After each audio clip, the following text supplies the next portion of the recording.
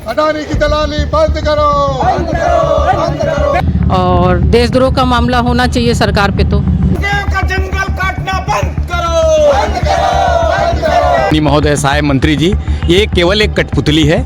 ऊपर से संपदा को पूरा दोहन करने के लिए अडानी जैसे और तमाम लोग आकर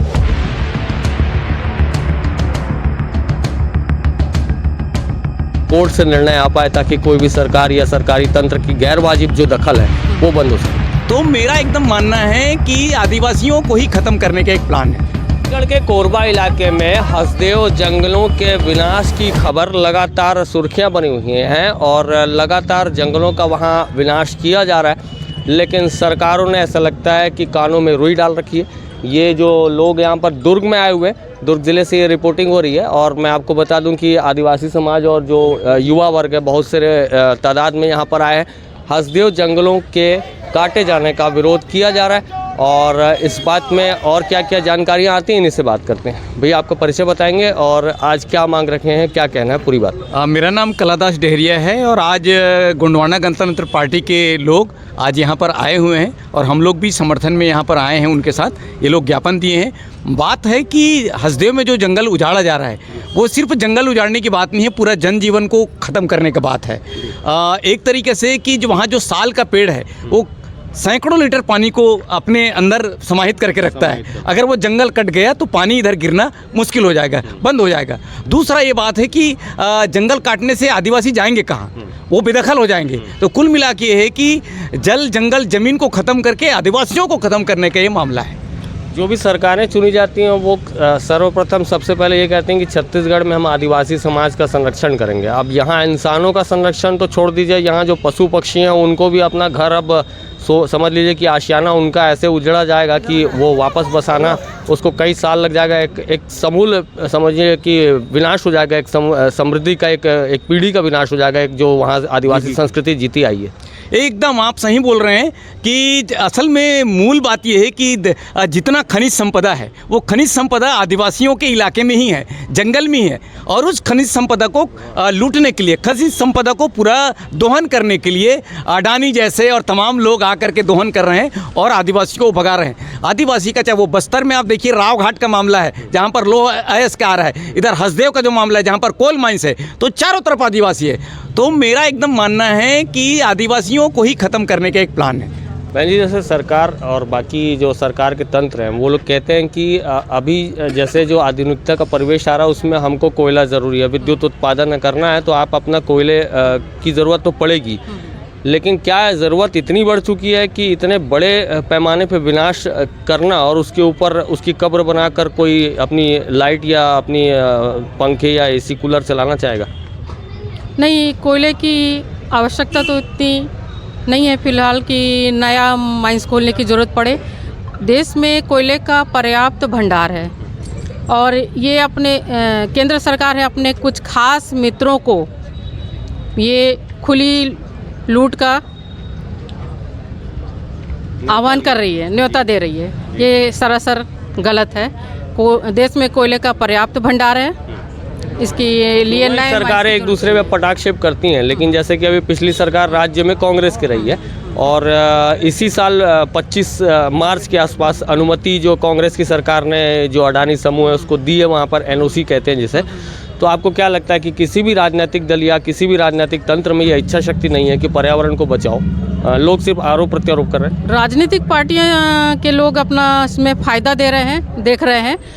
और वहाँ जो पारंपरिक ग्राम सभा है, पारंपरिक ग्राम सभा रूढ़ी प्रथा जिसको बोलते हैं, संविधान में भी दिया गया है 13(3) का के तहत, वहाँ इन पारंपरिक ग्राम सभाओं ने अनुमति नहीं दी है और बिना अनुमति के सरकार इस तरह से कोयला खनन कर रही है, चाहे वो राज्य सरकार अनुमति दे या केंद्र सरकार, वो गलत है, संविधान के खिलाफ है और देशद्रोह का मामला होना चाहिए सरकार पे। तो जो इस आप लोग जब हसदेव अगर संपर्क किए होंगे वहाँ के आदिवासियों से या वहाँ के लोगों से, और वहाँ आदिवासी समूह जो बैठा हुआ है जो विरोध कर रहा है उनको उठाकर प्रशासनिक दबाव में लकड़ियों की कटाई को धड़ल्ले से शुरू किया गया, जब उनसे बात होती है तो उनकी पीड़ा या दर्द क्या आता है, आप बताइए फिर आपसे।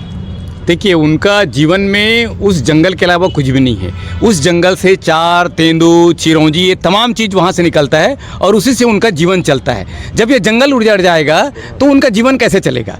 रोजगार तो मिलेगा नहीं माइंस होने के बाद में, कोई रोजगार। हम देखते हैं कि रायगढ़ में जिंदल जैसे ने बड़ा बड़ा जंगल काटा, लेकिन रोजगार किसको मिला? किसी को नहीं मिला। तो कुल मिला के है कि आदिवासी जो है वहाँ जो बैठे हैं वो तड़प रहे हैं कि हमारी ज़िंदगी छीनी जा रही है, क्योंकि अगर जंगल कट गया तो उसका पूरा जीविकोपार्जन का जो साधन है वो पूरी तरीके से ख़त्म हो जाएगा। क्या इस मामले में जो कोर्ट के पास सब एक समझ लीजिए पक्ष जाना चाह रहा है कि कोर्ट से ही निर्णय निकले और सरकारें तो सुन नहीं रही हैं, तो आप क्या कहना चाहती हैं? आप लोग भी क्या उन विषयों को समर्थन देंगे कि जिसमें कोर्ट से निर्णय आ पाए, ताकि कोई भी सरकार या सरकारी तंत्र की गैर वाजिब जो दखल है वो बंद हो सके? हाँ जी, देखिए संविधान में 13(3) का के तहत और 244(1) के तहत ये आदिवासियों को हक अधिकार है पारंपरिक ग्राम सभा करने का, और ग्राम सभा तो ये अनुमति नहीं दी है। और यदि राज्य सरकार और केंद्र सरकार नहीं मानती है तो हमको हमारे पास ऑप्शन है, हम सुप्रीम कोर्ट जाएं। आंदोलन के समर्थन के लिए भी आप लोग जाएंगे क्या यहाँ से?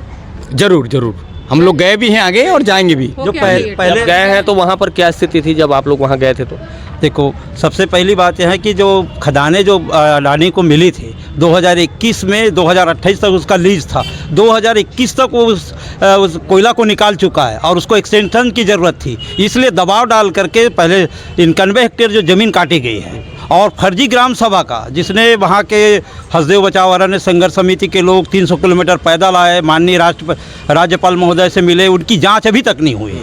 तो हमारा कहना है कि ग्राम सभा का क्या, पेशा कानून का पूरी तरह खुला उल्लंघन है और वन अधिकार मान्यता कानून लागू होनी चाहिए, लोगों को पट्टी मिलनी चाहिए।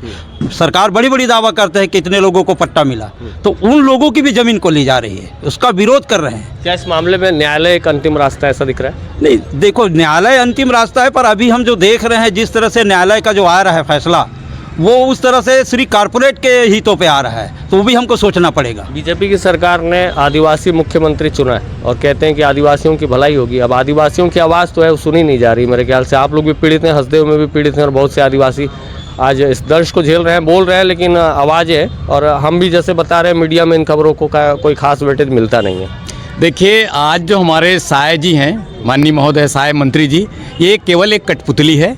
ऊपर से अमित शाह और मोदी जी का पूरा निर्णय चलता है, उसी के हिसाब से हमारा मुख्यमंत्री चल रहा है। वो आदिवासी है लेकिन उसको आदिवासी से मतलब नहीं है, उनको आरएसएस से मतलब है, उनको बीजेपी से मतलब है। और ये पूरा जो चल रहा है खनन का काम, अडानी, मोदी, अमित शाह, ये तीनों के इशारे पे चल रहा है।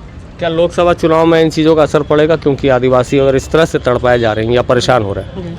बहुत बड़ा असर पड़ेगा, बहुत बड़ा असर पड़ेगा। ठीक है, इस तरह से आप देख पा रहे हैं भीड़ जो है आदिवासी समाज से भी बहुत सारे लोग हैं, कुछ युवा लोग भी हैं आए हुए हैं यहाँ पर। जो हसदेव जंगल है उसको बचाने की मांग, 1700 स्क्वायर किलोमीटर का जंगल और उसमें वहाँ पर लाखों पेड़ों को धराशायी करके उनकी कब्र बनाकर अगर कोई उत्खनन किया जाता है और वहाँ से कोल निकाल कर एक समृद्धि की एक दृश्य दिखाने की कोशिश की जाती है, ये समृद्धि का दृश्य नहीं है, ये विनाश का दृश्य है। आगे चल के वहाँ के जो आदिवासी हैं, वहाँ के जो पशु पक्षी हैं, वहाँ के जो विचरण करने वाले जीव जंतु हैं, उनका क्या होगा? वन्य जीवों के संरक्षण के लिए सरकारें कहती हैं, आदिवासियों के संरक्षण के लिए कहती हैं और पर्यावरण को बचाओ का नारा भी दिया जाता है, लेकिन ये नारे आखिरकार है कहाँ? ऐसी आवाज़ों की सुनवाई कब होगी? ये सरकारों पर छोड़े जाते हैं हम अक्सर, लेकिन सरकारों की ओर से दरअसल कोई रिप्लाई आ ही नहीं रहा है। कोई भी नेता मंत्री या कोई भी विधायक जनप्रतिनिधि इस विषय में अधिकारी तक बात करने के लिए तैयार नहीं है। ये जनता है और जनता की लड़ाई कहाँ तक जाती है ये आगे देखने वाली बात होगी। हालांकि इन्होंने कहा है कि हसदेव बचाओ संघर्ष समिति को ये लोग गए भी हैं और आगे भी समर्थन करेंगे, जंगलों को किसी सूरत में कटने नहीं दिया जाएगा। तो सरकार वर्सेस आम जनता और आदिवासी जनता के बीच की जो अदावत है, ये लड़ाई है, आखिरकार किस दिशा में जाती है? कैसे जंगल बच पाते हैं या फिर सरकारें अपना कोई दबाव तंत्र इस्तेमाल करती हैं? इन विषयों पे हमारी नज़र बनी हुई है। जैसे जैसे घटनाक्रम होंगे आपको सारे घटनाक्रम पहुंचाए जाएंगे। आप YouTube पे हमें देख रहे हैं तो सब्सक्राइब कर लीजिए, वीडियो के नीचे आपकी कमेंट ज़रूर करिएगा। फेसबुक पे आप हमें देख रहे हैं तो चैनल को फॉलो कर लीजिए और कमेंट बॉक्स में वहाँ भी अपने राय रखिएगा। मेरा नाम है शशिकांत तिवारी, चैनल का नाम है नेशन फर्स्ट टीवी के। बहुत बहुत धन्यवाद। अडानी की दलाली बंद करो, बंद करो, बंद करो। हसदेव बचाओ, हसदेव बचाओ, हसदेव बचाओ, हसदेव बचाओ।